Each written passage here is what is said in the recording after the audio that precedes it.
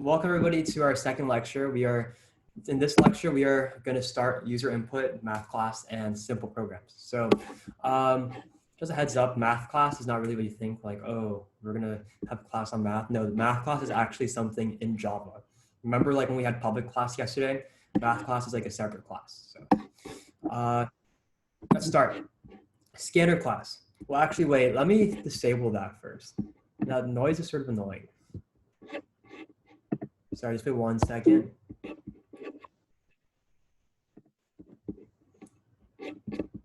I'm gonna disable that for. Sorry, there is like there's always a ding dong noise.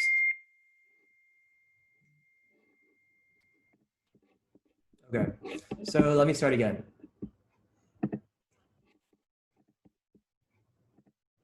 Can everybody see my screen again? So let's begin again. Okay, so we have user input. The objective today is to learn user input, math class, and simple programs. So the scanner class. So remember back then, let's go back a couple slides. You're able to like do system.out.print, and we are able to have, you're able to give seashells like a value. The thing about this program is that we have to change the program ourselves. We can't really like let the user input something. We can't ask the user, hey, how many seashells do you collect today? We can't do that. We have to manually input ourselves. So how can we do that though with in a Java program? Well, we use something called the scanner class. So scanners allow programs to read user input. We have to use though, we have to import them though, because Java doesn't come with a scanner class by itself. So we have to import the scanner class using this statement. You'll see in the next slide.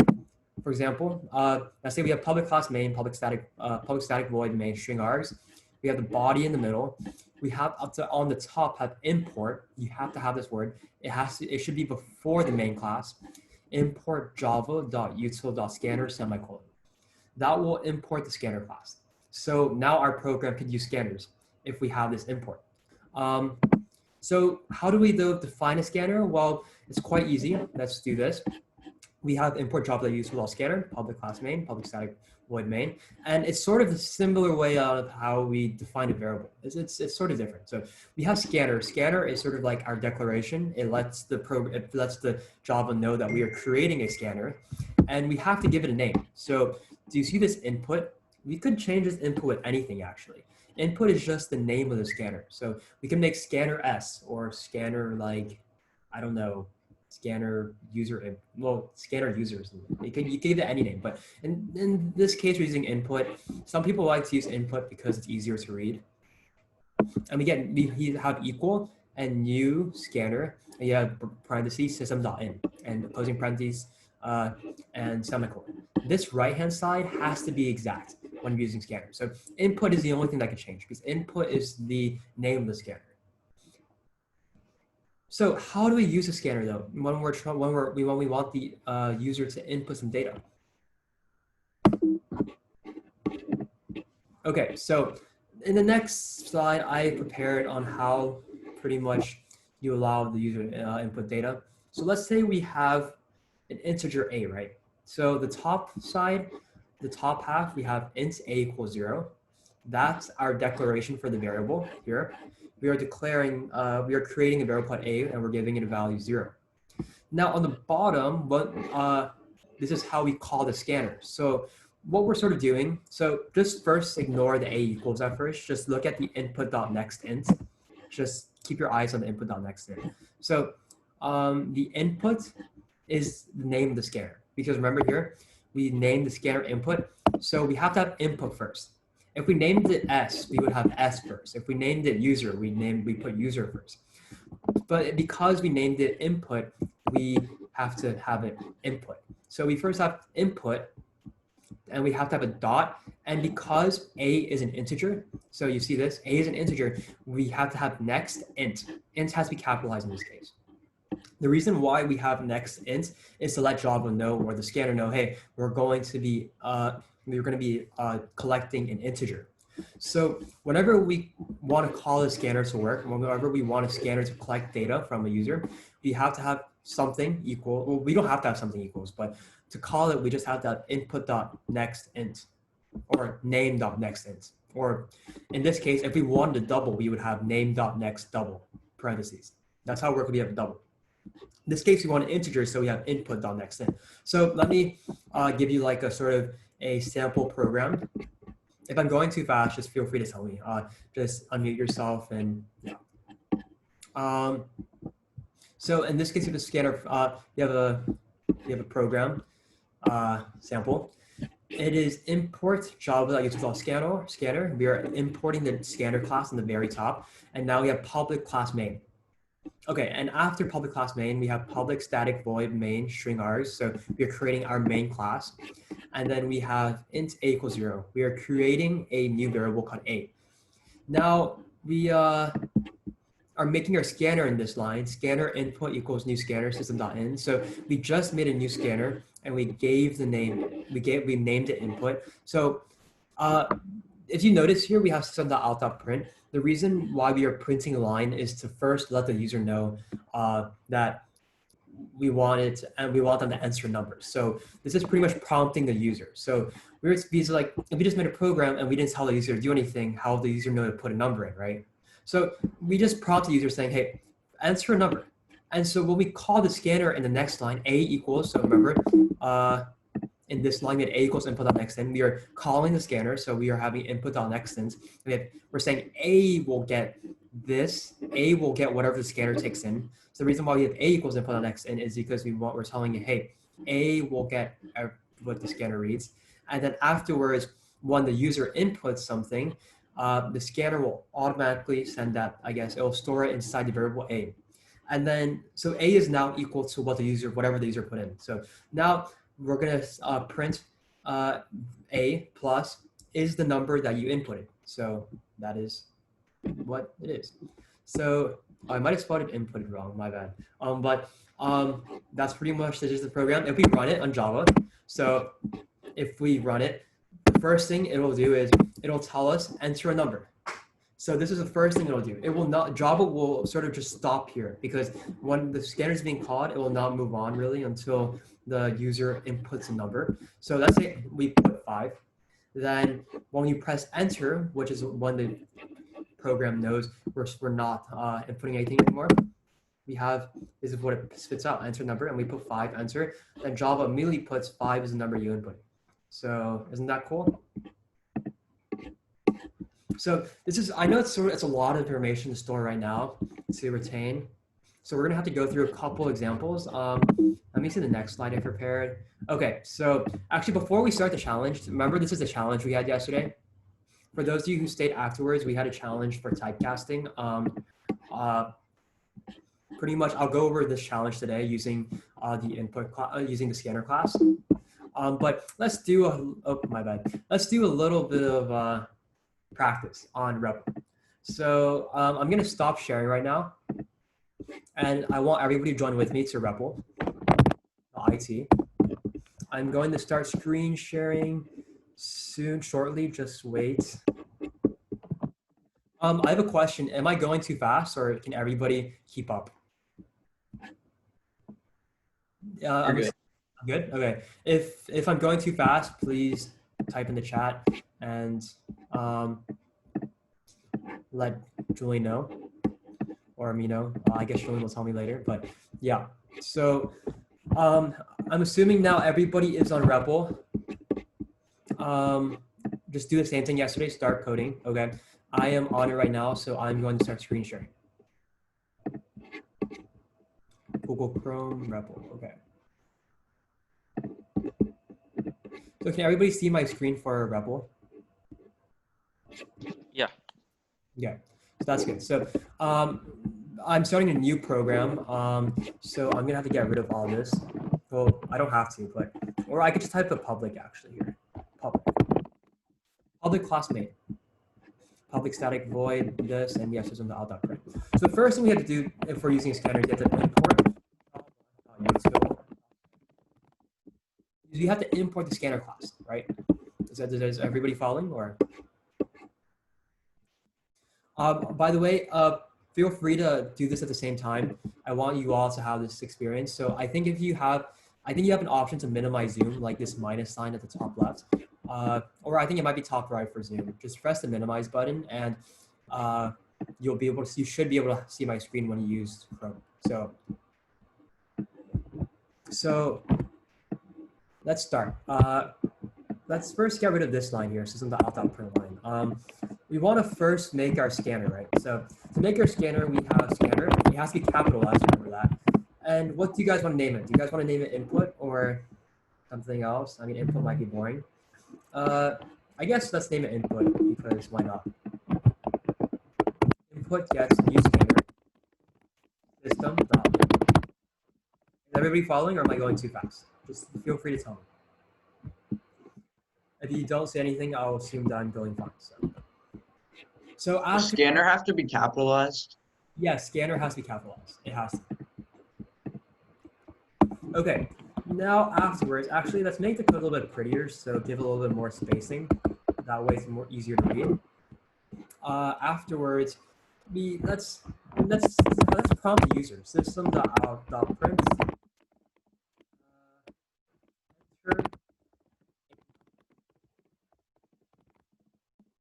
Put a space, because in that way it will also print a space when we enter numbers, so it won't look so like badly formatted when the user inputs a number. Afterwards, so by the way, it's also nice to comment your code. Remember, you have to, when we went over comments, it's 2 slashes. When you have 2 slashes, Java will not read this line. So in this case, the 2 slashes and line 7, Java will ignore this line. It'll be as if it never exists. Well, it does not exist in Java. So let's name it, let's say prompt user. In this way, it's easier to read when we come back. You might want to comment this as scanner. Afterwards, prompt user, we have system.out.print enter number. So let's create an integer a, right? Or do you guys want to do double? Let's do double, because our example was integer. So let's do double a gets new double. Oh, my bad. Input next double. 2 parentheses. So remember, this is how we call the scanner. We have to call it input, and then when we're saying dot next double, that allows the scanner to know we're reading a double, right? We're reading a double. Afterwards, let's do system print, and then let's say the number.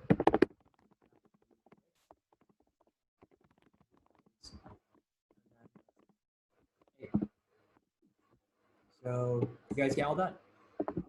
And let's run it. So let's run. So I'm running it right now.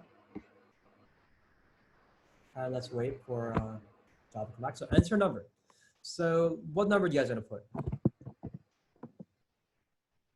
I guess I'll just pick 2.5. 0.5. And the number you picked was 2.5.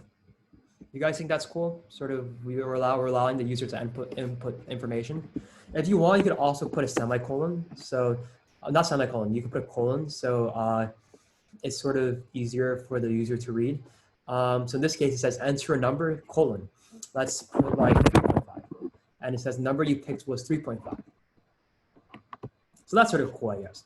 Another thing is, let's say we put a line. It's whenever you prompt a user, it's better not to put a line, because if you put a line, this is what happens. After it says enter a number, just wait for it. If it's gonna load. Okay, so it's enter number. You see it, when we put line, it immediately starts a new line. It presses enter immediately as if it's Microsoft Word. So it makes it weird for the user, I guess, sort of, because when you enter a number, yeah, it's sort of weird. So it's sort of better to not have the line, I guess, there. What happens if we want to use multiple numbers? I'm going to stop the program for a second. Let's say if we want to read multiple numbers, we can just do another one. Double B gets input dot next and my bad. So how do you guys think the computer is going to read the information this time? Like, how are we going to input the information this time? Well, let's do it. So the user in this case was going to have to input it using a space instead of an enter. So we're going to enter, oh, my bad. I forgot to, it should be 2 numbers. Okay, to make it seem better. So it says enter 2 numbers. So let's say the first number is 3.5. The way we enter the second number is we press a space and we press 2.5. And it'll say that, oh, my bad. It's because we only printed A. But the first number we picked, I guess, is 2.5. So 3.5. So that's how it's gonna read the 2 numbers. In the case that we have another prompt, so for example, prompt user again. If we're gonna have another print statement, the user will have to press enter for B, and then it's the same thing over again. So I know it sounds a little bit confusing. If I'm going a little bit too fast, or if I'm not explaining stuff clearly enough, oh, there's an error, my bad. I defined A twice. But if I'm going a little bit too fast, just tell me. So in this case, let's say, enter 2 numbers, 2.5, 3.5, and we get enter 2 numbers again, and C will get 3.5, I guess. So that's how we would enter the numbers. So I'm gonna go back to the PowerPoint. I just wanted you guys to sort of see how user input works. You guys enjoy that? I'm going to start the PowerPoint again. Okay, so we talked about how the scanner class works. So now let's start with the challenge. So I gave you guys a challenge yesterday about typecasting. I just want to know who stayed for the typecasting part of the session. Who did not stay for the typecasting? Because I want to make sure everybody knows what typecasting is. Okay, my bad. So what typecasting is, pretty much, let's say we have a double, right? We have double 1.5, but we want to make it into an int. So the way we do it is we put sort of parentheses around the 1.5, and we have parentheses around an int, and we put it right in front of 1.5. So in this case, 1.5 will become an integer, but because 1.5 has a point in it and integers don't, it'll automatically round down 1.5 to 1. So let me do a quick example on REPL. Google Chrome. So can everybody see my screen on REPL? Okay, I'm assuming you all can see my screen. So we're gonna see what typecasting is. So let's actually make a program for this, for typecasting. So we have systems, we have scanner input, double A equals input.nextInt. So enter 1 number.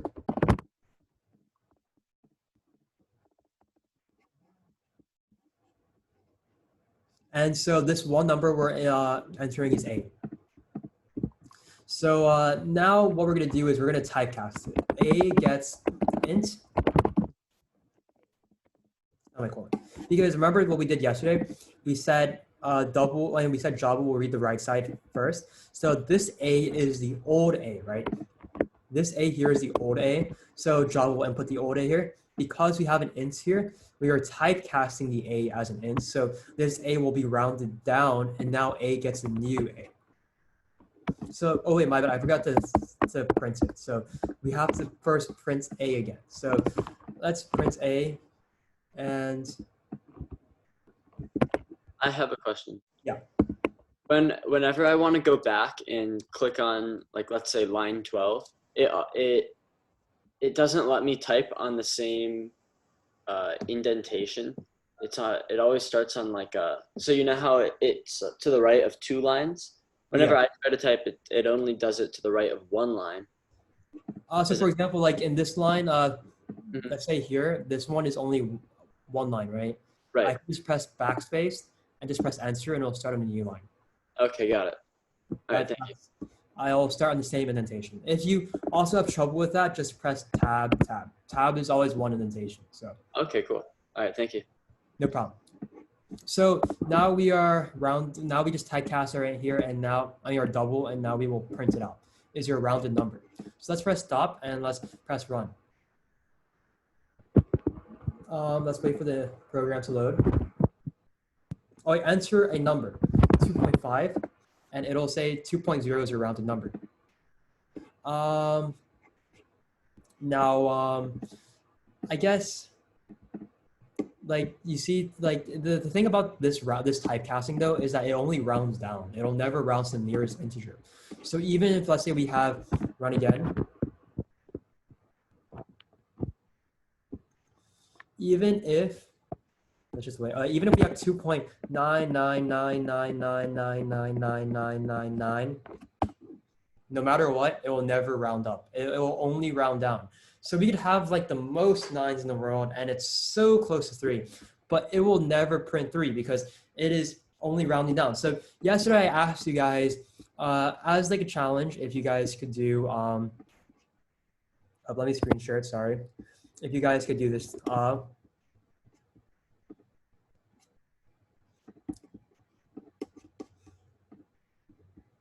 Oh, I accidentally pressed play from start, my bad. Sorry, okay. So challenge, as a challenge, I asked you guys if you guys could sort of create like how to think of a way to round integers and round something to the nearest integer. So I'm gonna actually open a whiteboard right now. Wait, can I? Yeah, I can open a whiteboard. Can everybody see this whiteboard? Yeah. Okay, so let's say we have an integer, or not integer, double. Let's say we have 1.5, right? Are we gonna round this up to 2 or 1? 2. 2, right? It's because everything with a decimal of 0.5 or greater is going to automatically be rounded up 1, right? Everything with less than 0.5 is automatically gonna be rounded down. So for example, let's call the decimal part of a number D. As long as D is in between 0.5, sorry, my handwriting is not too good, I'm using a mouse, and 0, it'll be rounded down. As long as D is greater than 0.5, those will be rounded up. But for typecasting, this is for what we want. But for typecasting, it's gonna be a little bit different. For typecasting, no matter what, 0 less than D, less than 1, it'll always be rounded down, right? So let's sort of think of a way how we could get this. So for example, 1.5, we want to go to 2, but 1.49999, we want to go down to 1, right? So a simple way we could sort of do this is, if you notice, we don't have to just say, hey, we're going to typecast you as an int. What we could do is we could have, let's say we want to, let me clear our drawings. Let's say we have a double n, right? We have a number n. What we could do is we could do n plus 0.5. And we could typecast this into an int, right? And this will give us correct rounding, because this, what we essentially do is we add 0.5 to numbers. So for example, if some number with a decimal of greater than 0.5, it'll automatically go to the next number. So it'll become 2, right? If we have 1.6, for example, this will become 2.1, right? And so it will automatically go to the next number. But for numbers with less than 0.5, like 1.4999, it'll never get to 2. It'll never go to the next number because it is more than 0.5 away. So this will become 1.9. So what we can do is then we could typecast this this right-hand side in order to get the correct number. So all we do is typecast n plus 0.5 and we get the right number. We round it correctly. So let me stop share and is everybody understanding this part, or am I speaking clearly, or? Okay. Yes. Let me go back to REPL. Okay, so let's make a program for this. So let's make a rounding program. Let's say enter one number and we have double A equals input the next double. What we do is we get A gets int a plus 0.5. And a is your rounded number to the nearest integer. Run.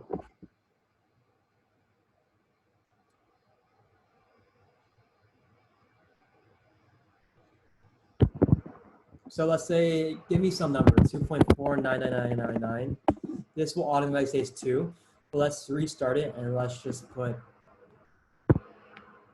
let's wait for the program to work. If we put 2.5, it'll say 3 is your rounded number to the nearest integer. So that's sort of cool, I guess. But it's an easy solution. All we had to do was add 0.5 and route typecast it. So let's go back to our PowerPoint.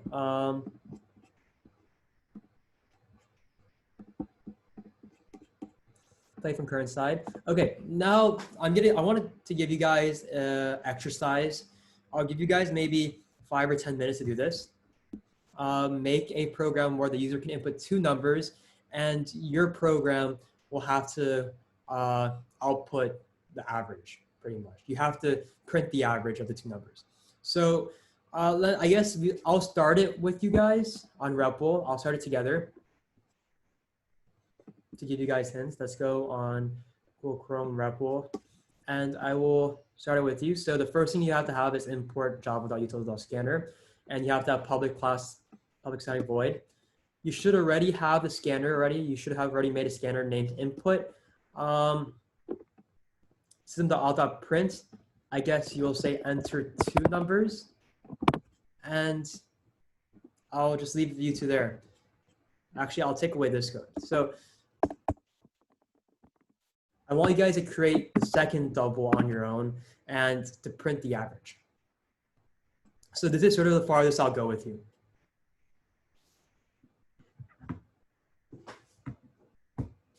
I will give you guys like around 3 or 4 minutes. I'll start again at 1:36. So I guess right now you guys should just try to make this program and run it on your own and test some numbers to see if it's correct or not. Wait, what is the goal again? To print the average of the 2 numbers. All right, thank you.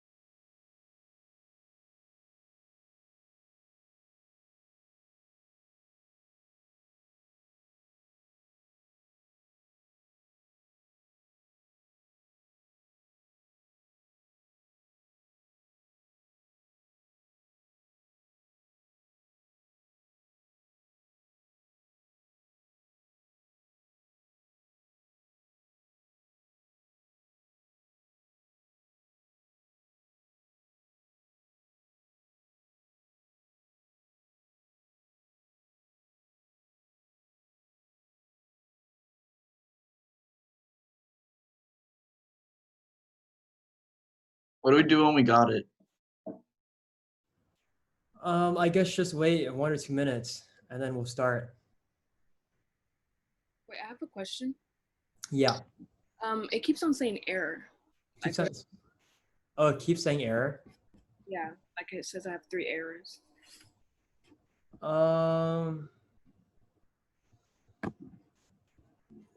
Can you email me your code? Just email tutoring@xplain.org and I'll look at it.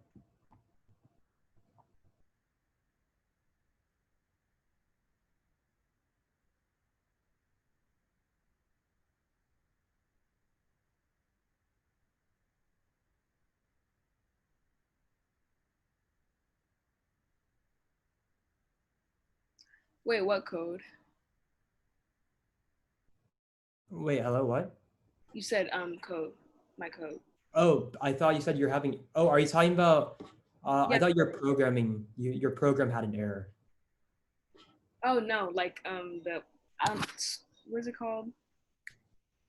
The Java thing what we're doing working on right now. Yeah. Yeah, it keeps on saying I have an error. So your code is what you wrote on your left-hand side. Oh, Yeah.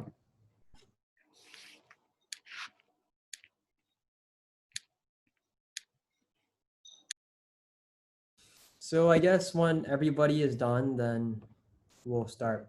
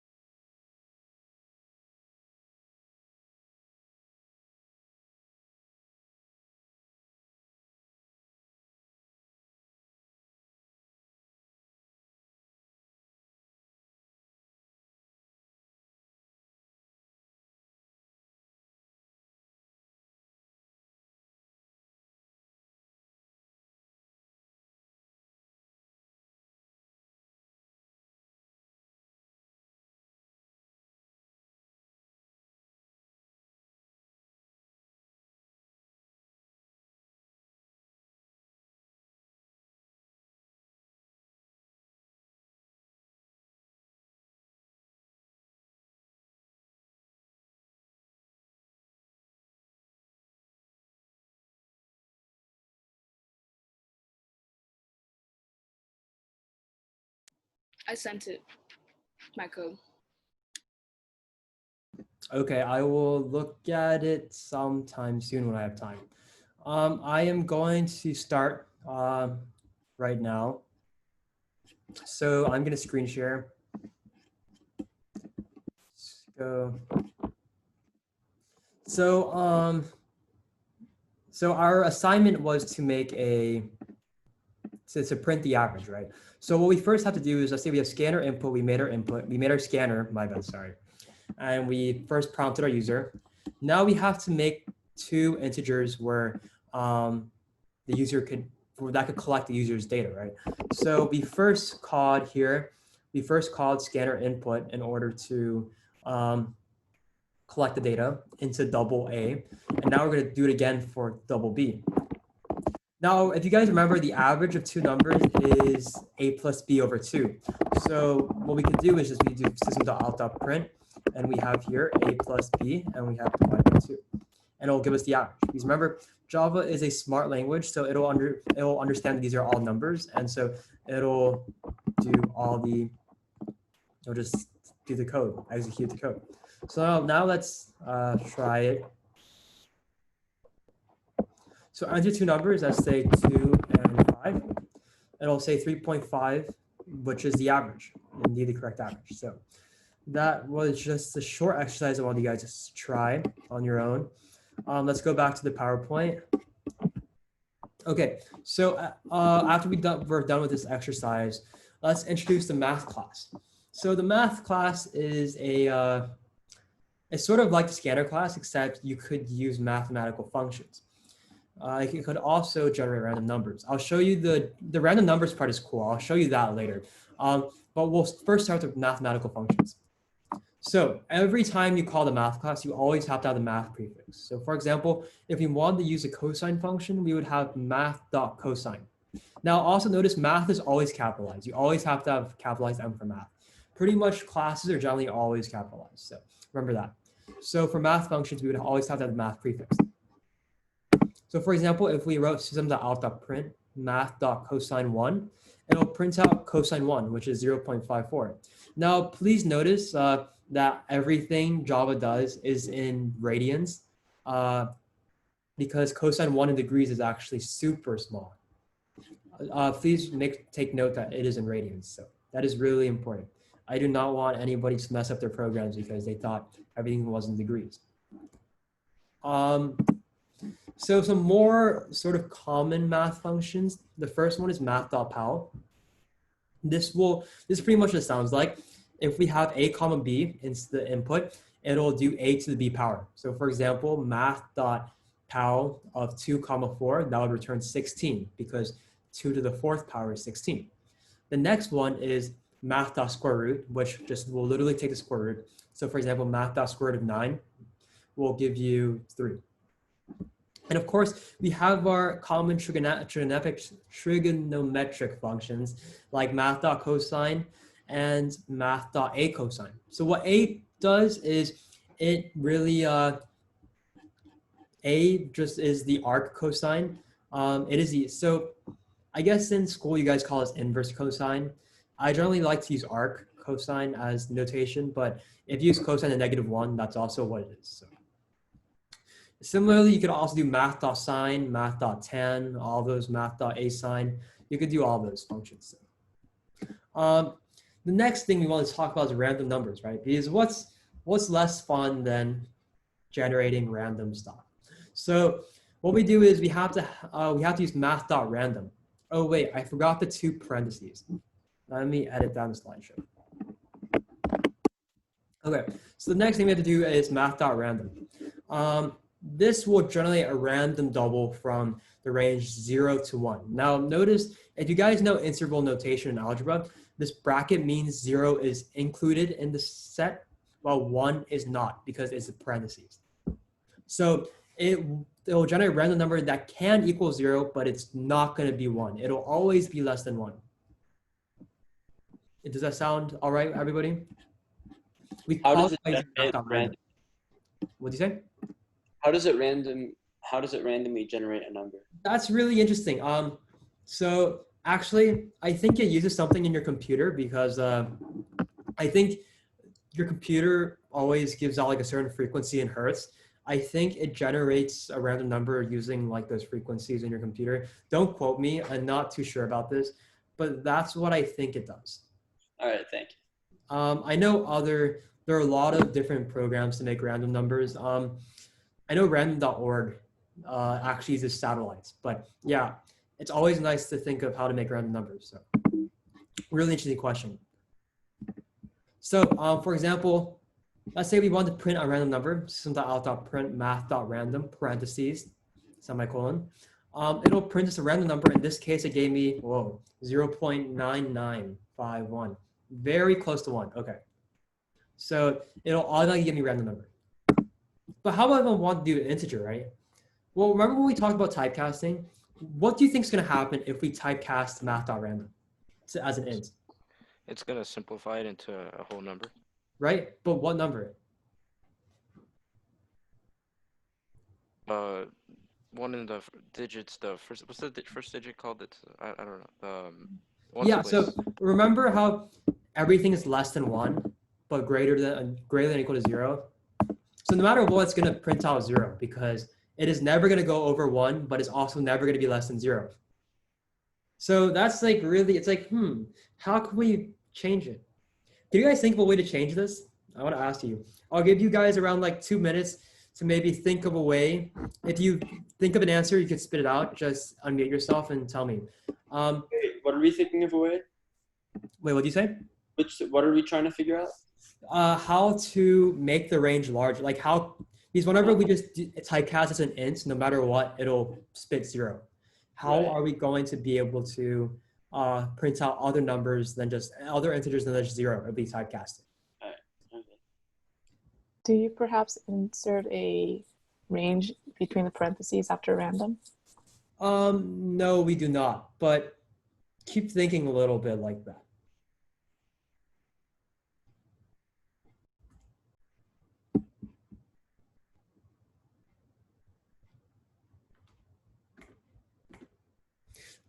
Oh, which email did you send it to, Norley? I think it was like the tutoring. At XplainED.org? Yeah. Because I never received it, so.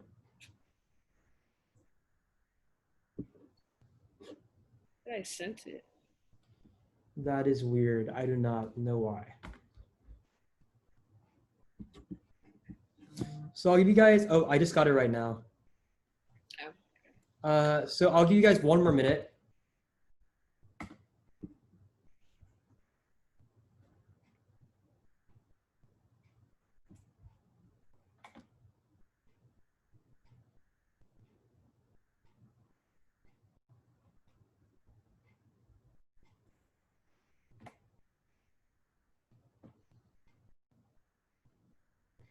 Oh, it's because you did not have a semicolon after the import.java.util.scanner. You have to have a semicolon after that. I fixed it now. Like I saw that, and then also I had the hello world thing, so I deleted that. But it says now I have 2 errors. Yeah, No, I two had errors. Oh, it's because everything is outside of. Do you see the main? Do you see public static void main? Yeah. Everything has to be inside those braces. Oh. Yeah. Thank you.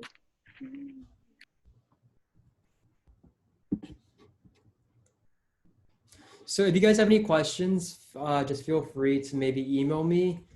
Like if your code's not working, please tell me though, like please unmute yourself so I know you emailed me.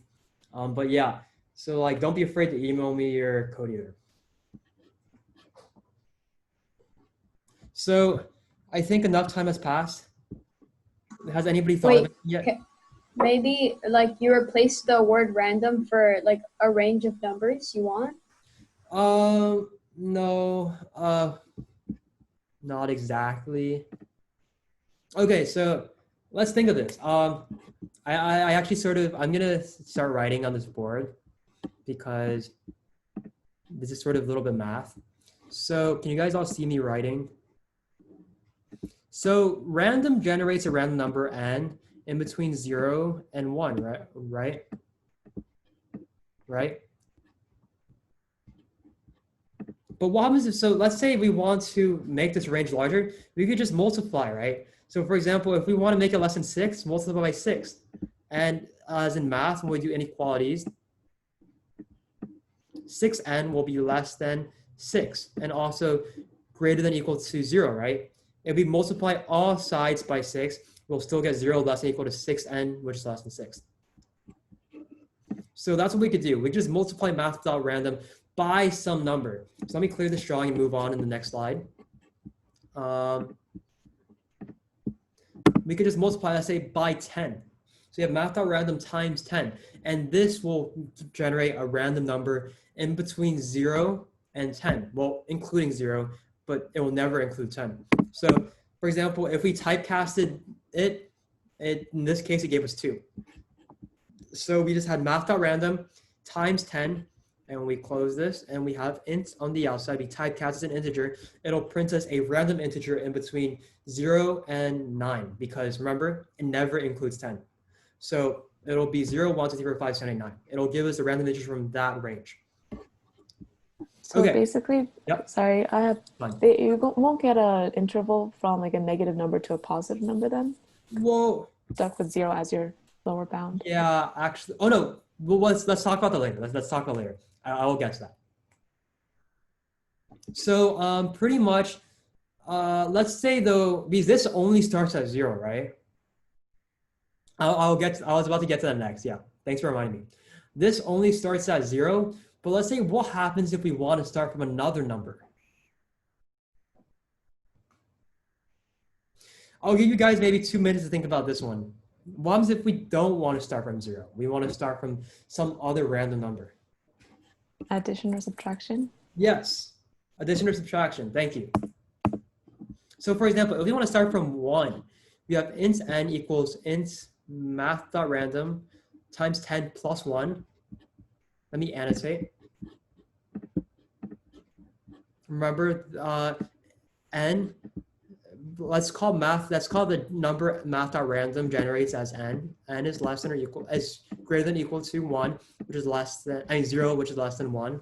If we multiply by 10, we have 0 is less than or equal to 10n, which is less than or equal to 1. I mean, not 1, 10. When we add 1, we have 1 is less than or equal to 10n. Sorry, my handwriting's messy. It's a little bit hard to write with the mouse, which is less than 11.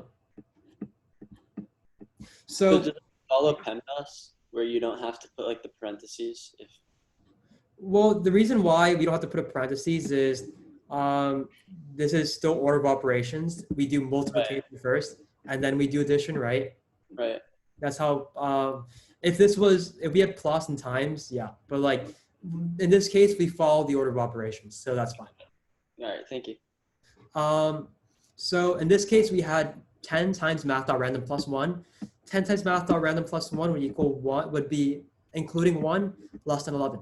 So it's 1, 2, 3, 4, 5, 6, 7, 8, 9, 10 in this case. So that pretty much brings us to the point.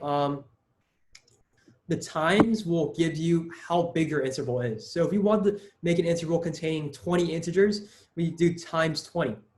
But then we do plus or minus in order to tell it where do we start. So if we do minus 5, it starts at negative 5. If we put plus 7, it starts at 7. So the plus or minus is to tell it where to start. The times to tell it how big you want the interval to be. Well, this is weird. My mouse just disappeared. What is going on? Sorry.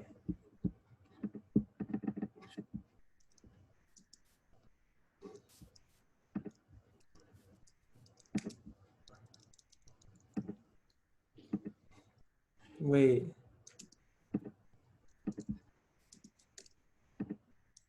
Sorry, my mouse disappeared for some strange reason. Let me re-share the screen. Can you guys all see my screen now? Okay, so let's move on. In this case, it'll print 4. So it gave us a random number 4. I'm gonna walk you guys through this example. I want you guys, I want us to code a program together. Computer program which allows the user to pick a 3-digit number and it'll display the winning lottery number. So pretty much I just want you guys to make some type of 3-digit number, generate a random 3-digit number, and then display the winning lottery number. So let's do this together. I'm gonna go in REPL right now with you guys.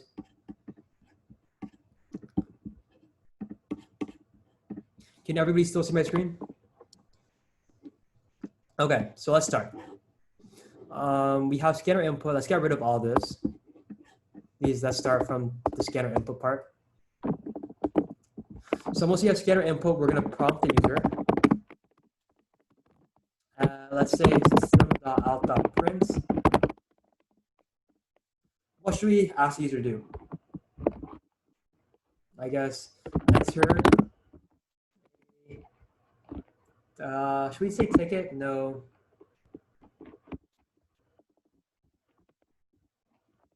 Enter your guess.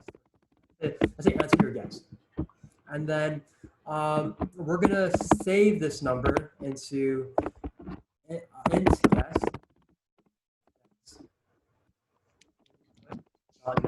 Right? Because what we're doing is we're gonna create a variable called guess, and we're gonna give it whatever the integer the scanner reads. Now the next thing we're gonna do is we have to generate a random number. So int, let's say lotto. This is a number we're gonna be generating. Get, and let's typecast this as an int. We're gonna have math.random. Now, what is the range of numbers you're aiming for? Let me ask you guys. What numbers do we want? Can anybody just unmute and tell me what numbers are we looking for? 1 through 50. 1 through 50? It said 3-digit. So we're gonna go for 0 to 999. So 0 to 999, that has 1,000 numbers. So our range is 1,000. So let's write times 1,000. So we have math.random times 1,000. Do we have to add anything?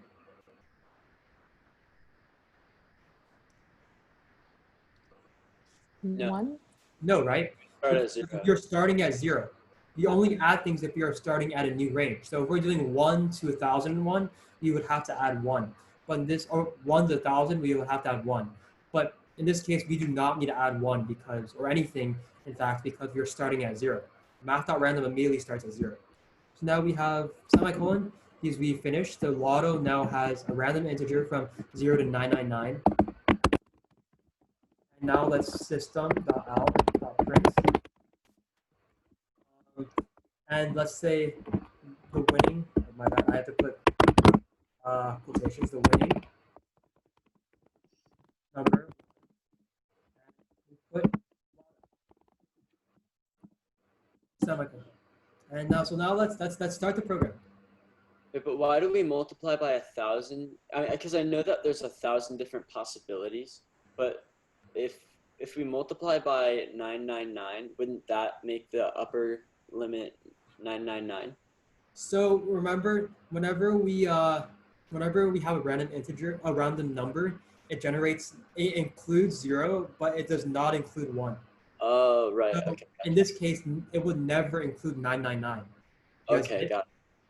So it will never include 999. So we would only really get an integer from 0 to 998 if we multiply 999. Okay, got it. Thank you. So let's say a guess, 123. Oh, the winning number was 276. Okay. So you guys get this? It's sort of fun, I guess, right? I know you guys can't do too much with your programs just yet, but tomorrow you'll learn a little bit more. Like, let's say if we wanted to tell the user, congratulations, you won, or sorry, the winning number is this. Well, you'll learn how to do that tomorrow. So right now we're gonna be pretty much teaching you how to generate these stuff. So the winning number was 147. Let's go back to the PowerPoint. So we have the lottery, okay? Now I want you guys to try this on your own. This is gonna be a little bit hard. We're gonna create a program. Do you guys all know the law of cosines? I know we have some middle schoolers in here. If you do not know the law of cosines, tell me, please. I'll actually just teach it anyways. So the law of cosines pretty much states, let's say we have a triangle A, B, C. This would be C. Oh, I don't know the law of cosines. Okay, so I'll be teaching it right now. So if we have three angles, A, capital B, capital C, and we have three sides, lowercase c, lowercase b, lowercase a, it will just say that c squared equals a squared plus b squared minus 2 times a times b cosine c.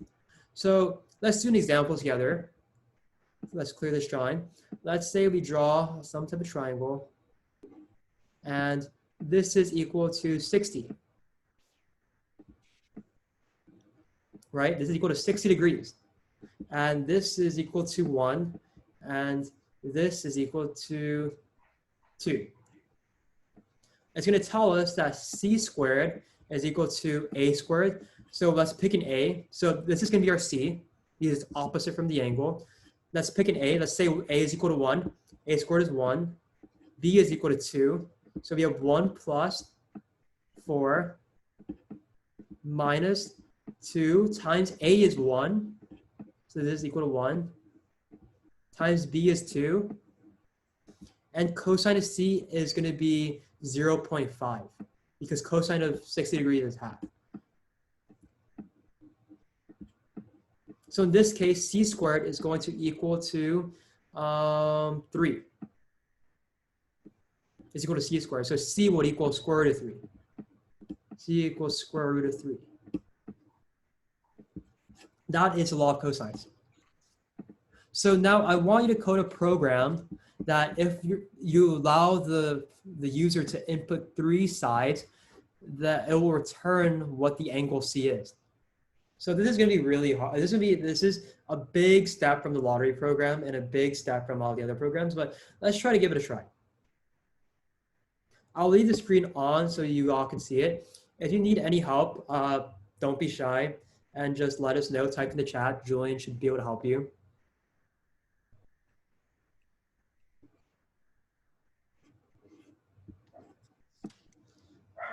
This is strange. My mouse disappeared again. Wait. Okay. I don't know why my mouse always disappears. But yes. If you have any questions, feel free to just.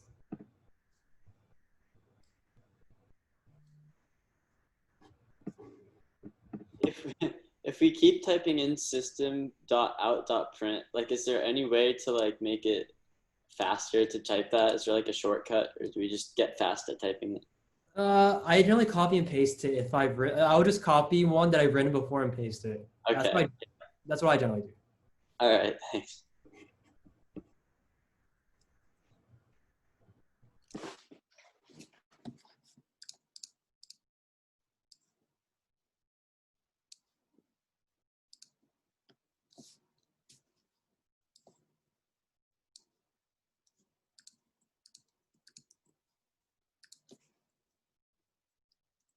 So for this class, the lecture is probably gonna go a little bit over, maybe by like around 20 minutes. So just bear with me.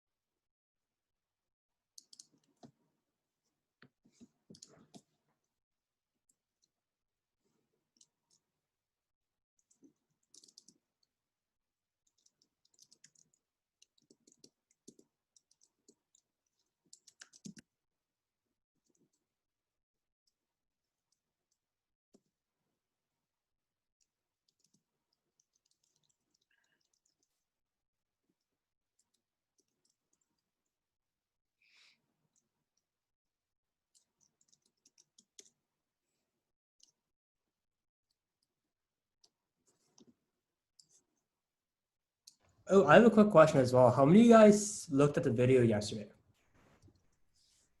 I looked at it. All right, well, that's good. Thanks. I just want to know.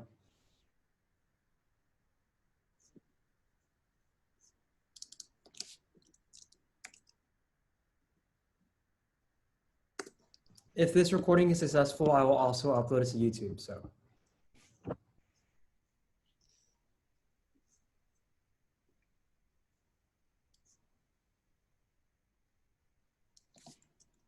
If you need any help, feel free to ask me or Julian, or if you want, you could email any code you want us to look over at tutoring@xplain.org. So I'll be looking at I'll be checking the email.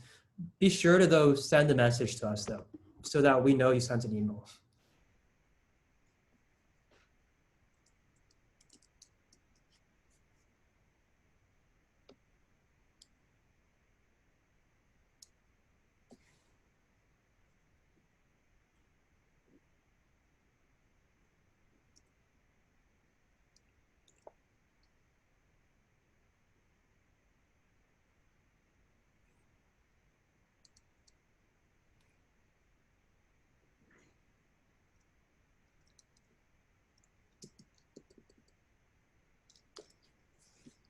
If we want to type the square of a number, do we just do Shift 6?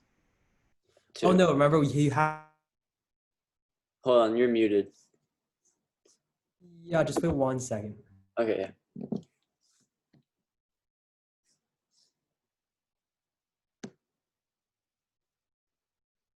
Okay, sorry.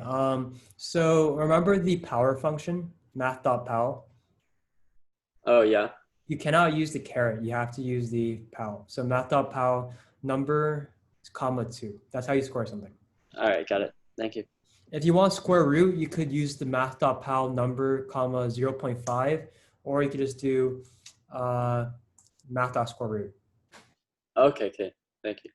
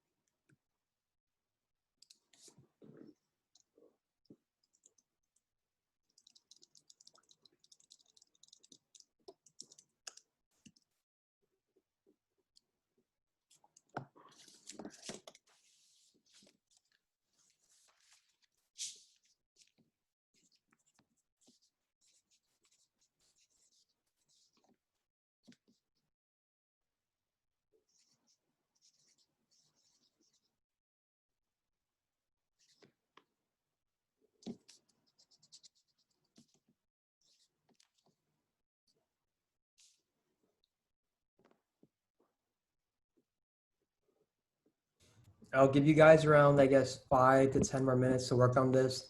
I know this is a longer program. Do you guys want me to have screen share the law of quotients again, or you guys all have the formula on by yourselves? So it's c squared equals a squared plus b squared minus ab cosine c. 2 times AB cosine C. Oh, got it. Thank Yep. you.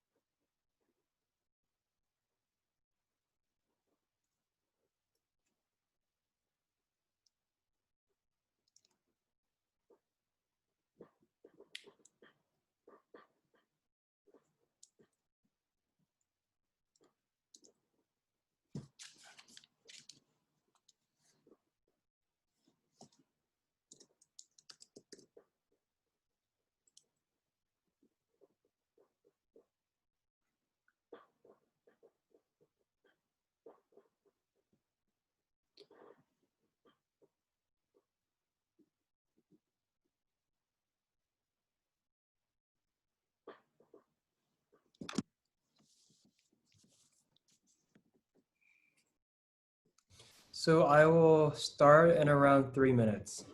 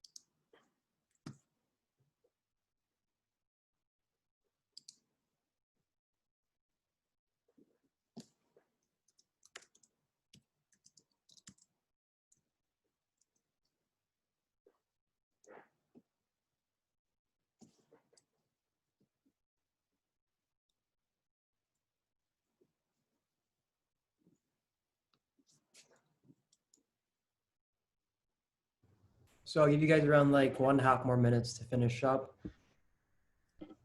And then I will start the program.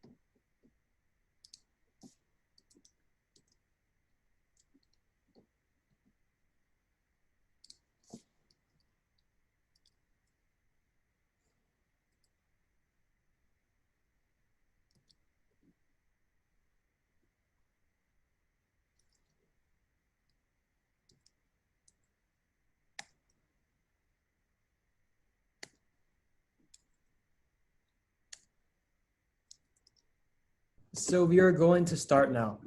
So I'm going to start screen sharing.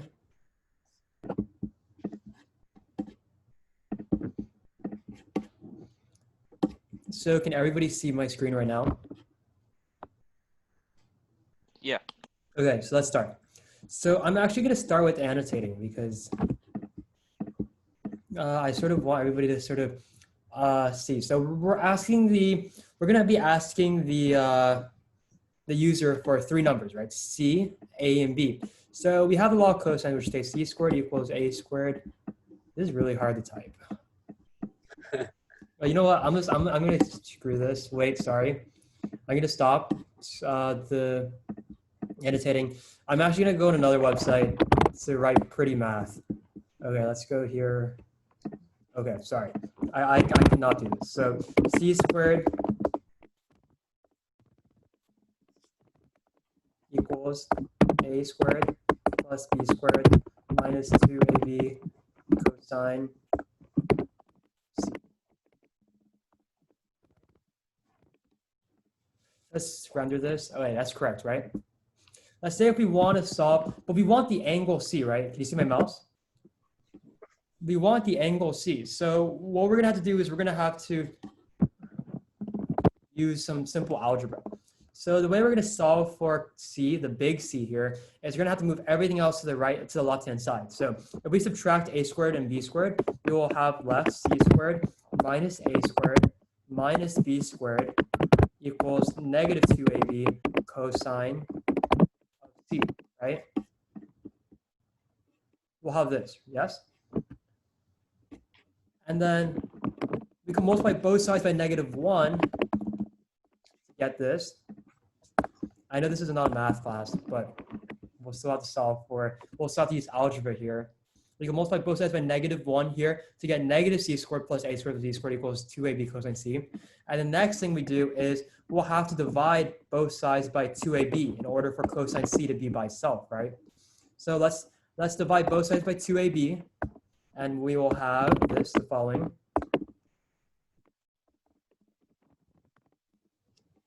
And then we'll have this. We'll have cosine C. Wait, let me change this so cosine C is on the left-hand side. So what we'll have now is cosine C equals negative C squared plus A squared plus B squared over 2AB. So what can we do now, though? How do we get the angle C from these three numbers, A, B, and C?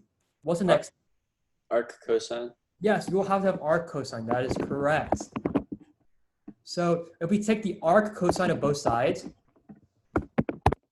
we'll have C equals the following. Arc cosine of, actually I should put parentheses, of negative C squared plus A squared plus D squared over 2AB. So this is the one equation.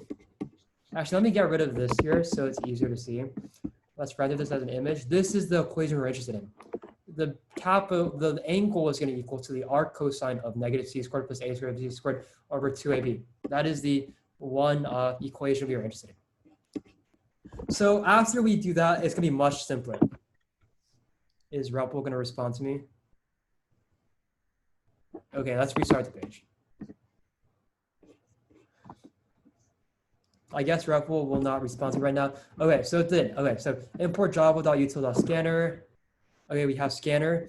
Let's first get rid of all of this. First prompt the user, system.out.print, enter the value of side 8, right? And then so what we're going to do is we're going to create a double. Let's make a double. Double A equals input.next. And then let's copy and paste this whole thing. Because, I mean, who wants to type that, right? Let's do that. Enter the length of side B. And double B equals input.next. Let's repeat the same thing again. Enter the side. We put int instead of double. The thing about int is, oh, you can put int, but the thing is that like they can't input like 3.5 or anything, you know, right? Okay. So if you put a double, they can input all those. So double A, double B, double C. And now, remember, what are we interested in? We're interested in arc cosine of negative C squared plus A squared plus B squared over 2AB. So let's do that system.out.print. No, my bad. Print. I mean, I would just print this by itself, but if you want to make it more organized, we could make this a separate variable. I would just print it here. So we would do math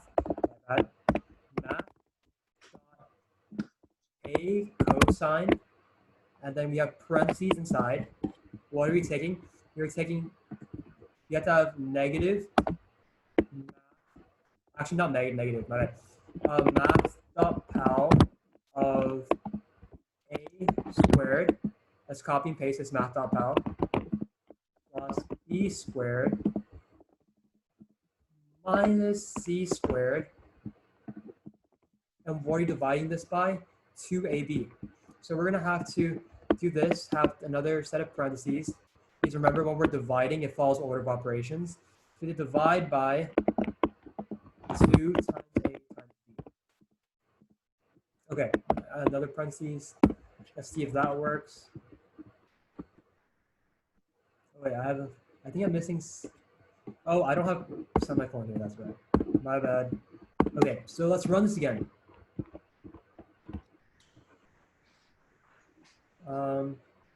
Okay, enter value side A. Our example that I showed you, A was equal to 1, B was equal to 2, and C was equal to square root of 3, which was 1.714. Exception main. What? I do not know what happened there. Enter value side C.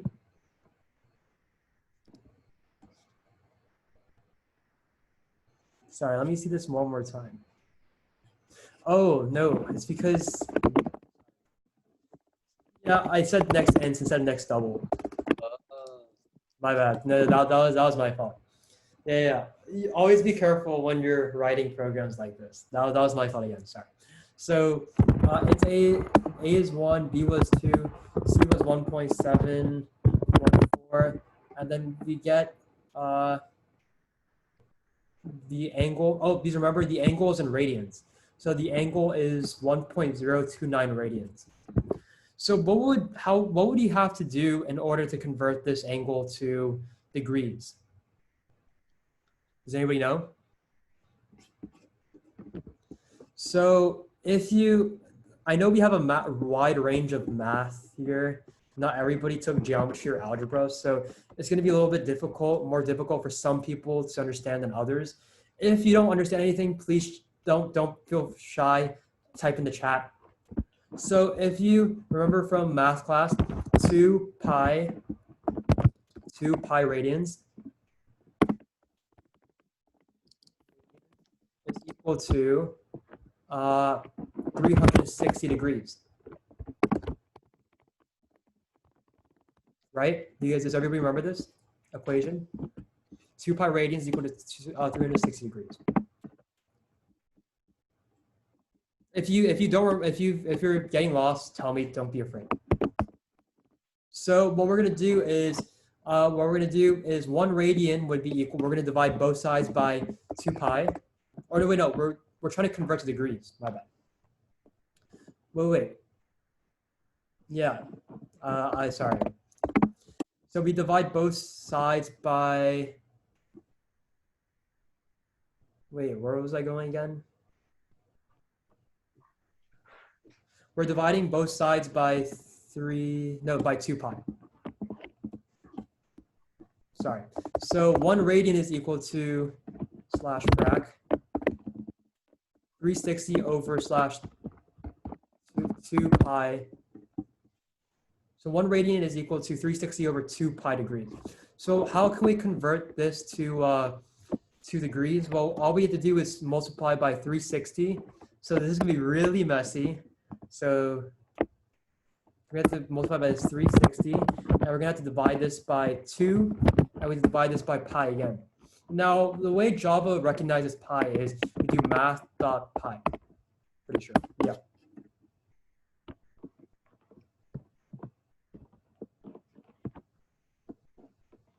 in math.py. I think we have to have this. I'm not too sure.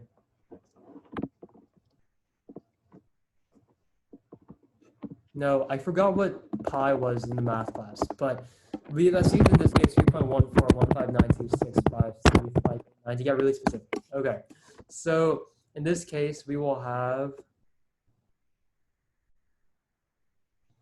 as I think A, we have 1, and B is 2.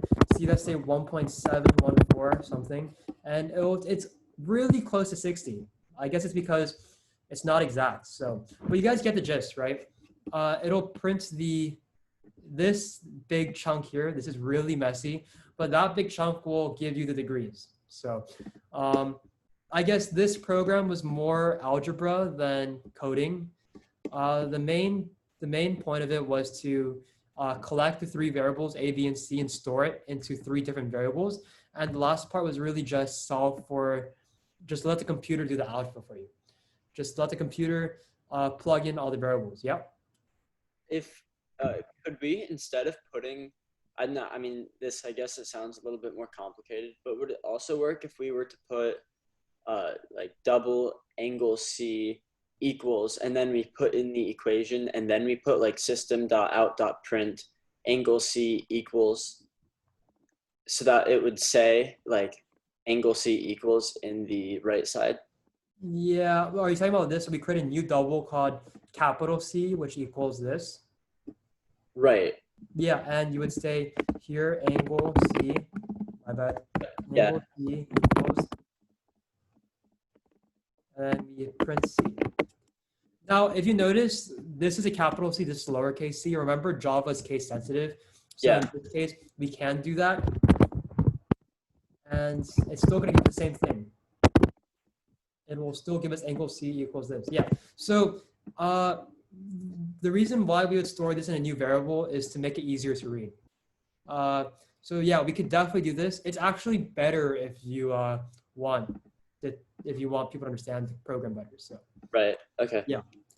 The reason why I just system.out printed it was because I don't know. I guess I sort of got lazy there, but yeah, Okay. you could do this definitely. So let me stop sharing. Go back to the PowerPoint. Is everybody following on pretty well, or am I going too fast, too slow? Is it perfect pace? All right. I'm gonna start sharing now. The PowerPoint. So law of cosine stated that. Now let's move on. So I still have quite a bit of slides left. I'm probably going to skip some of this. But another important thing is called modular arithmetic. Does anybody know what modular arithmetic is?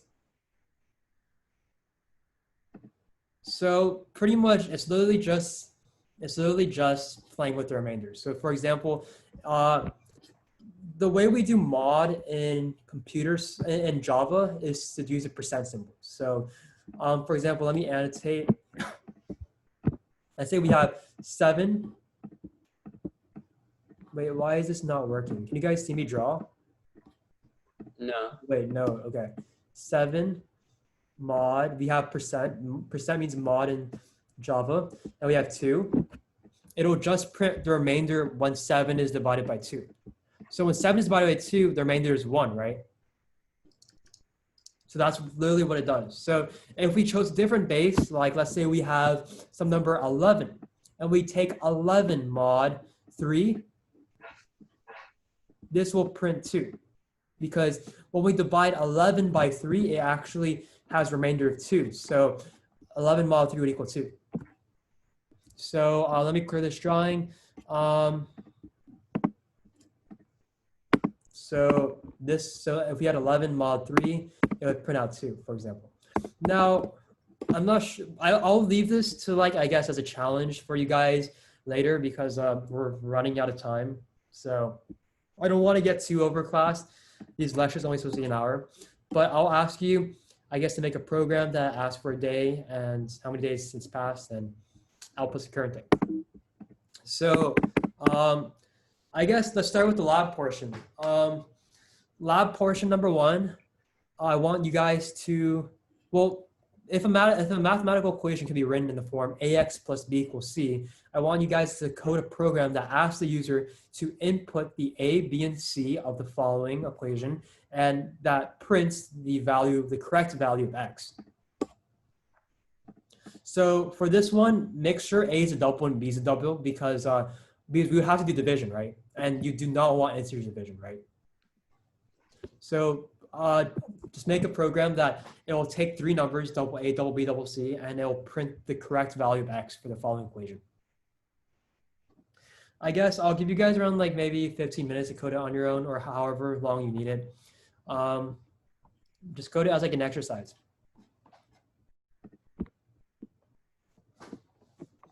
If any of you guys need any help coding your programs, don't be shy. Just unmute yourself and tell me. And if you want, just tell me you emailed it, and yeah, and then I'll check my email and see and read it for myself. Could you go back to the challenge? Yeah. Which challenge? The calendar one? Oh, are we doing two? Well, no. This is a lab. Yeah. So. Yeah. Oh, sorry. That's what I meant. Yeah. Okay. So this is sort of similar to your law of cosines thing. You're gonna have to do algebra by yourself, and you're gonna have to make the computer compute the stuff by yourself and by itself. So, yeah, this is a little bit more algebra, I guess, than computer science.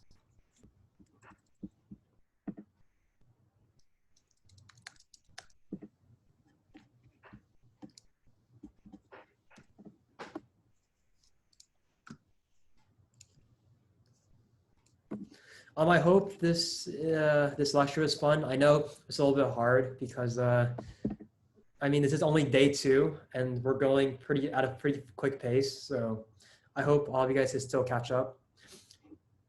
Am I going did I go a little bit too fast today, or was I fine? For me, I think for me it was a little too fast. I'm still trying to wrap my head around some stuff. Okay. But if you need any help, just tell me in the chat or just unmute your mic.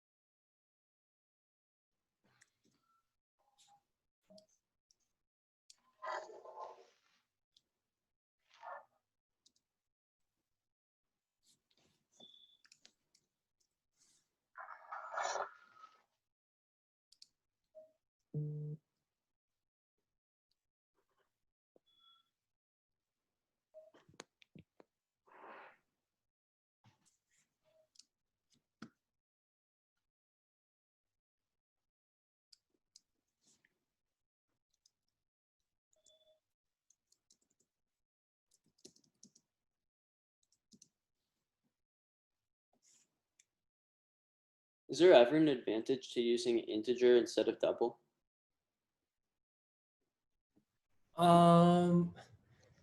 Integer uses less data. I mean, that's the thing. So like if I were to create a program, because double stores like 15 or 16 digits.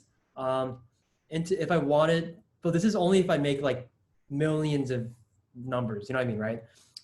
Because it's like it uses super small, more data, but I guess if you use like a ton of it, it'll start adding up. So I guess that's one advantage.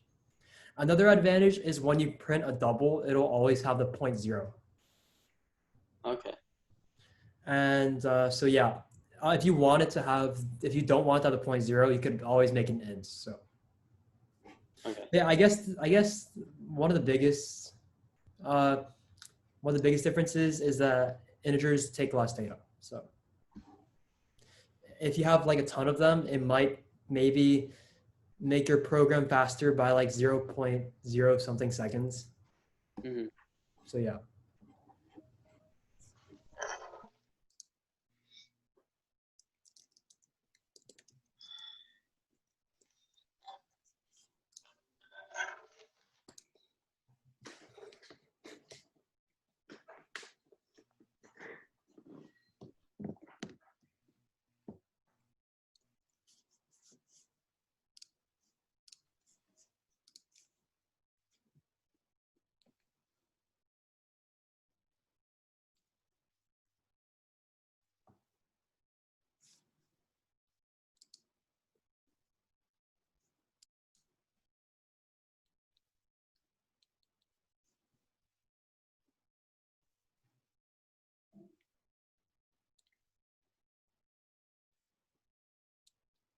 Do we have to put like math.a, math.b?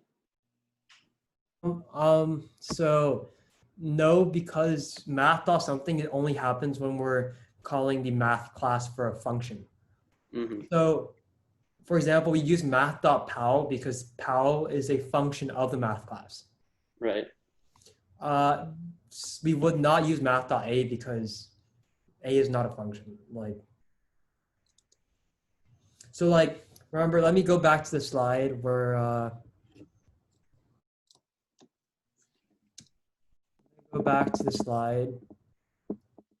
So math class slide, for example, these are the common functions we use. We'd use math.pal, math.square root, and math.cosine, math.a cosine. Okay, I got it. Yeah. So like these are only when we're like, you want to use some special things. So like if we want to put something to the power of something else, or like if you want to take the square root of something. So yeah.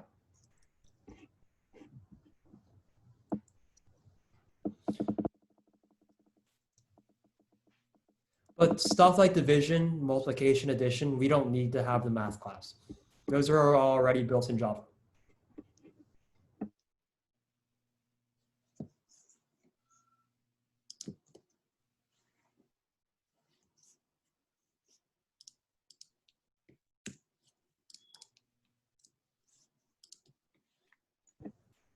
So I'll give you guys until like 2:40 to finish this one. If you're done with it, I will show you the next lab that I had in mind. But yeah, I'll go over this around 2:40 with you guys. For this one, for the next lab, I wanted to get you to step up. We're gonna go one more degree higher. So we're gonna instead do quadratic equations. So the next lab, if you're done with the previous lab, if you're given A, B, and C of a quadratic equation, I want you to take in the A, B, and C and display the roots, like both roots.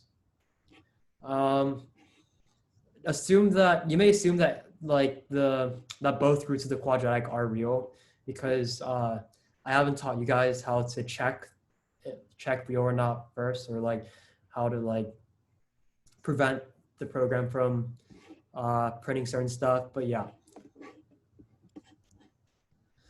This one, you're gonna have to know the quadratic equation. I'm gonna write the quadratic equation. Sorry.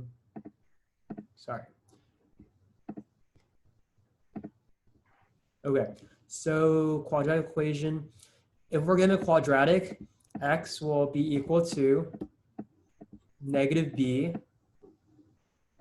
plus or minus square root of b squared minus 4ac divided by 2a. So yeah, I guess you're learning how to code programs that could have probably done your algebra homework. So, but yeah, this is the this would be the answer for x. So that's just like a big hint there. I'm gonna move back to the previous slide so the rest of the people could see the first lab.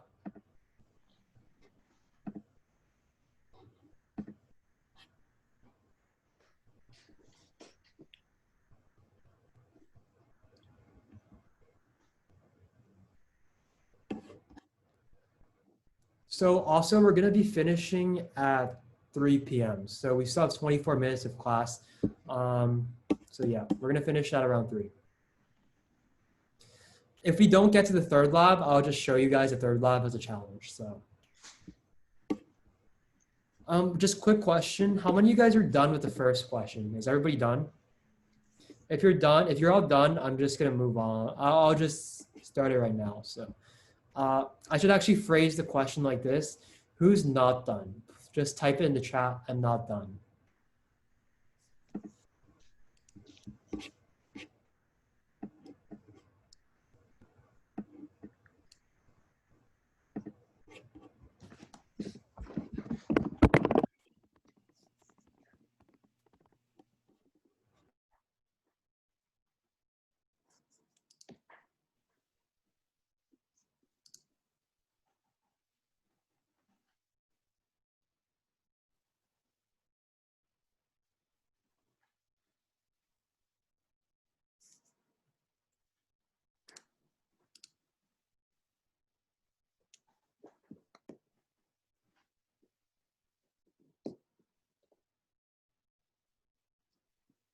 So if nobody's gonna respond, I'm going to start the program. So I'm going to go on REPL on the screen share.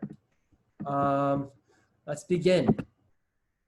So the first thing we had to do was we had to prompt the user and ask to input, or I guess enter your 3 numbers, A, B, and C. If we do it in this case, we would do int A, or double A actually. That's input dot next double, and we would have double B, that's input dot next double, double C, that's input dot next double. Let me annotate, or not annotate. If we had AX plus B equals C, we would have, we could use algebra to get AX equals C minus B. And to finish it off, we could divide both sides by A to get X equals slash frac C minus B over A.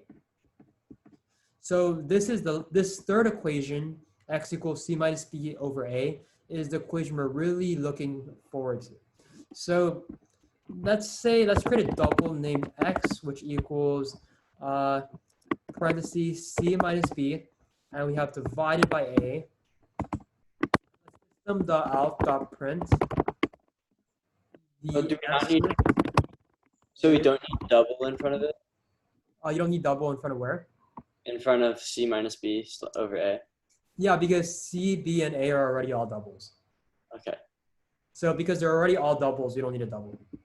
Like this is already a double division. So the answer will come out to be double. The answer is X. And let's run the program. So let's do some simple things. Oh, I forgot a semicolon, my bad. Yeah, always be aware of the semicolon. So answer your 3 numbers. 1, 3, 5. That should give us 2. Wait, I gotta. What is my error again? That is really weird. Okay, let me check. Input the next double.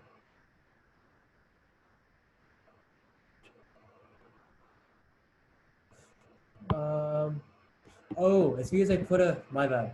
I put commas. You cannot put commas. I'm very sorry about that. You have to put space. That should give us 2. Okay, so the answer is 2.0. Where did you put commas? I put commas when I inputted the numbers. So for example, last time I did, Oh, okay. yeah, like I did 1, 3, 5. You can't do that. You have to do 1 space 3 space 5. So that is the answer to that one.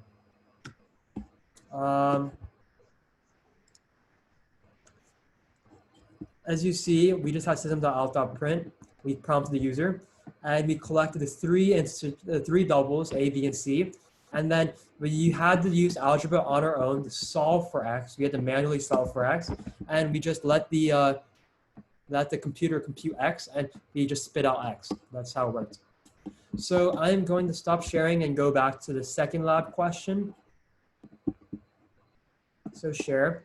If I'm going a little bit too fast, or if anybody doesn't understand anything, don't be shy. Feel free to send in the chat. The next question is going to be a much, it's not harder, but it's going to involve much more math. So luckily, we already have the quadratic equation derived here. So just code a program and just let the computer spit it out.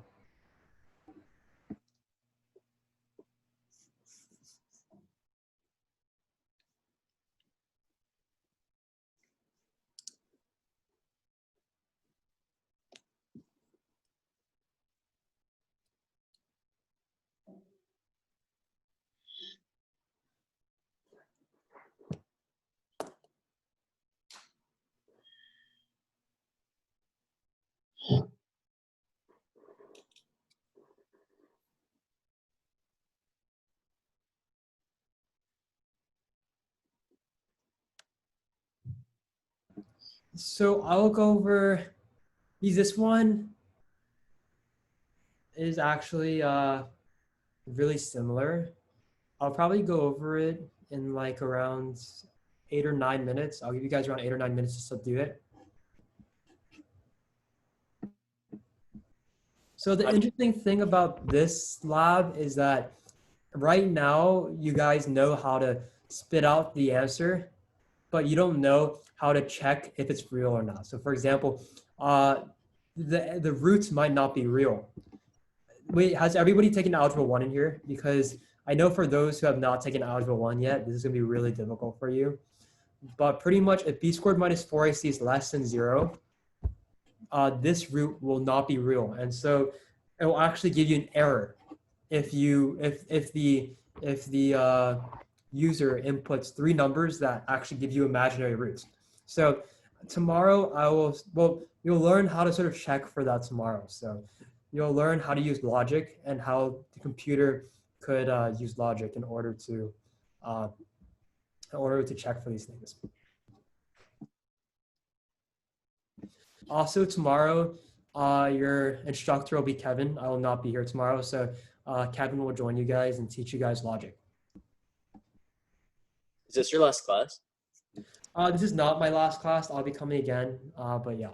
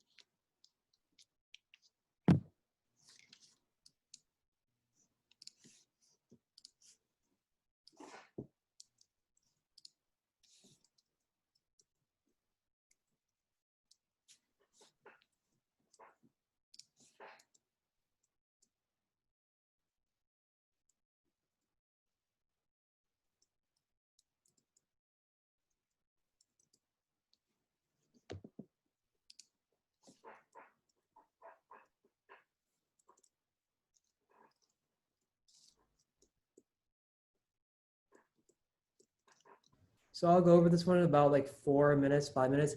If you're done with this, I will move on to the next slide, which is question 3. This one is sort of it's much more challenging.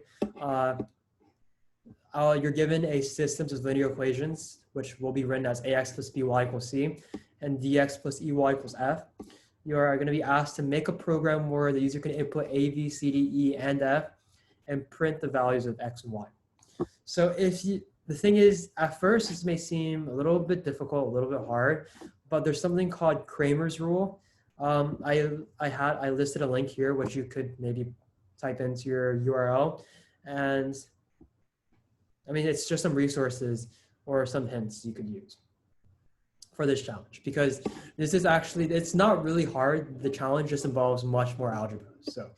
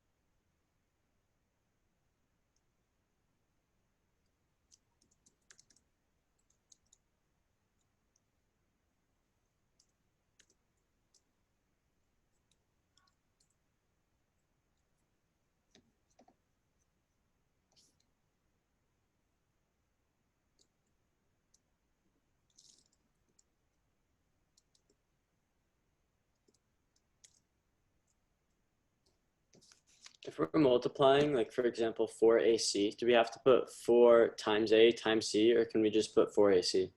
So yeah, you have to put 4 times a times c.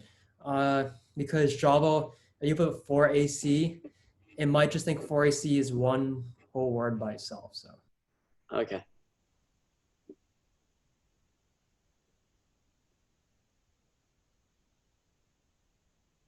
So I'm gonna go over this in around 2 minutes.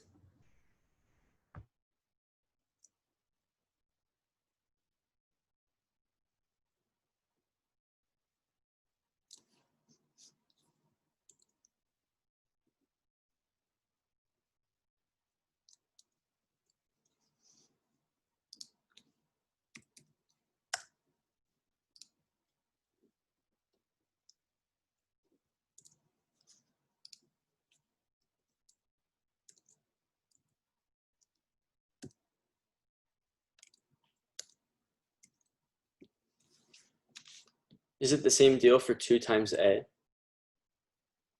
Or is it? Yeah, you have to put divided by, but remember when you're, let me write on here actually. So when you're doing, let's say we have negative b plus or minus that, right? You're gonna have to have divided by, it's either you have parentheses 2 times a, my bad, sorry, that's a really bad start. So you have parentheses 2 times a, or let me erase that.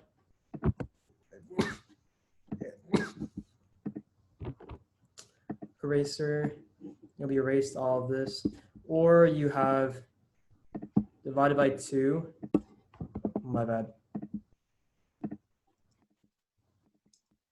and then divided by A. Those two work.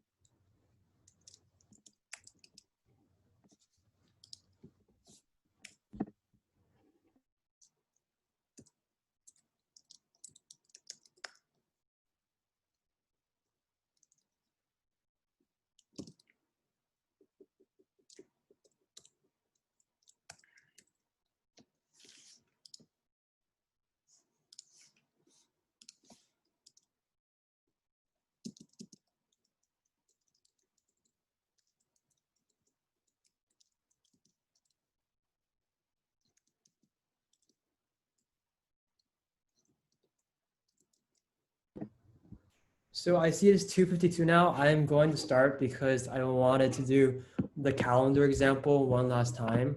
So I'm going to start REPL. If you haven't finished just yet, feel free to continue on your own. You can just ignore my screen really. But I am going to start REPL. So you see my screen. Let's get rid of this here. And so we started with the scanner input equals new scanner. So now we're going to collect the A, B, and C. So let's do system.out.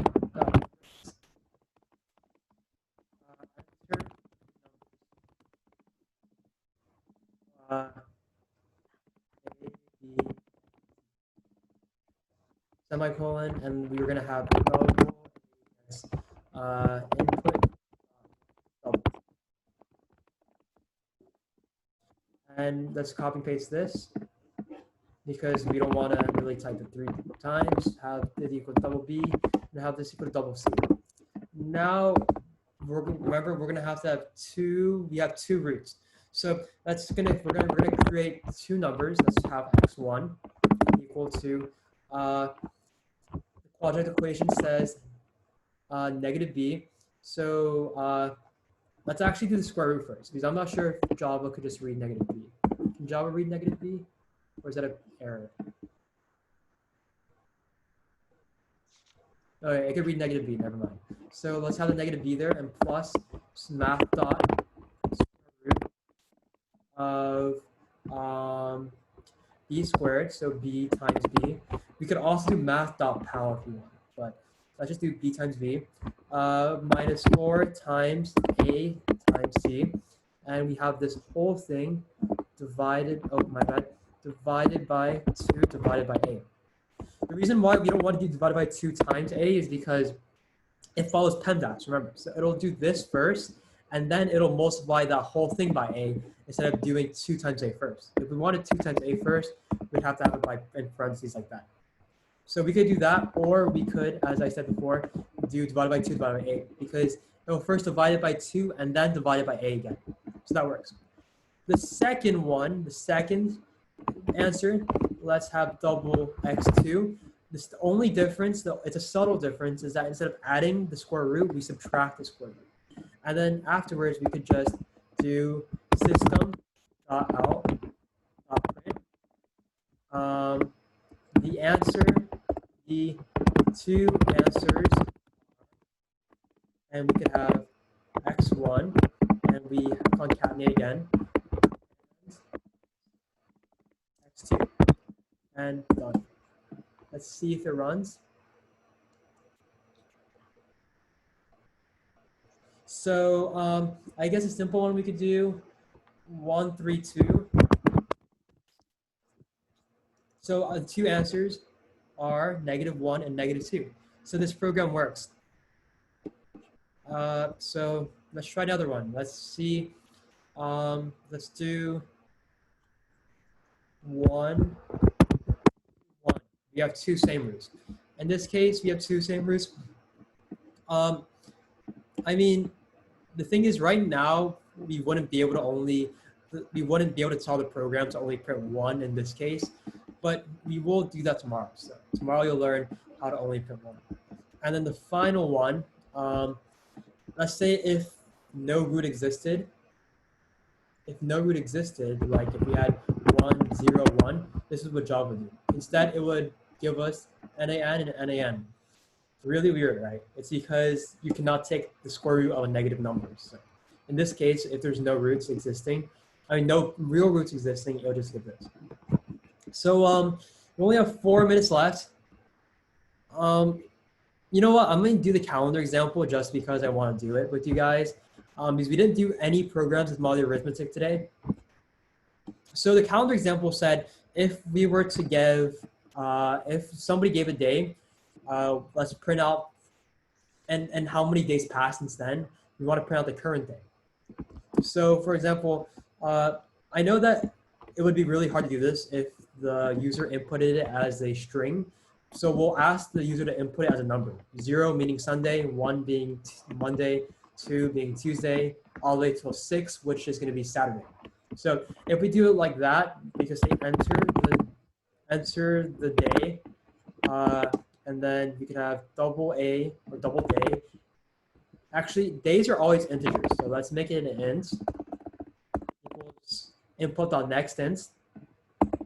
And afterwards, we would ask them print how many days passed since that day, and we would get double. I guess let's just say double num equals input, or sorry, int num equals input on next int. What do you guys think we should do next? How do we tell them the exact day?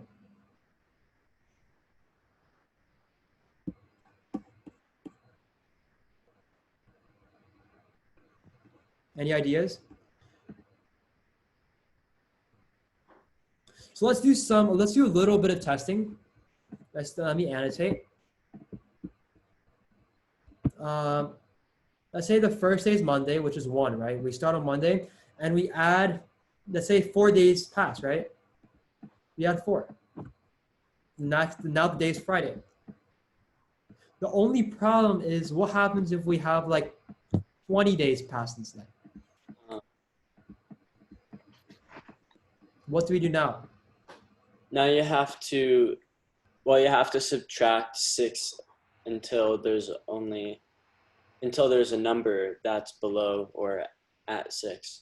So we have to subtract 7 Use because there's mod. 7 days, right? Oh, okay. I thought you were going. All right, got it. Yeah. So if we subtract 7, if we keep subtracting 7, that is the same thing as the remainder when 21 is divided by 7, right? Which is equal to 0 actually. So we have to take the remainder. Because if we keep subtracting 7, for example, we have 21 and we keep subtracting some 7s, when we get to a number that's less than 7, that is actually the remainder. That's the definition of the remainder when it's divided by 7. So in this case, all we really have to do is print the remainder. So int c, we're going to call that current equals actually day plus num, and we want to find the remainder of this whole sum when it is divided by 7. So that's what we do. Day plus num mod 7. And then all we do is system.out.print. The current day is C. And we have C. Do you guys think that's cool? So let's just start the program. Oh wait, I forgot a semicolon here.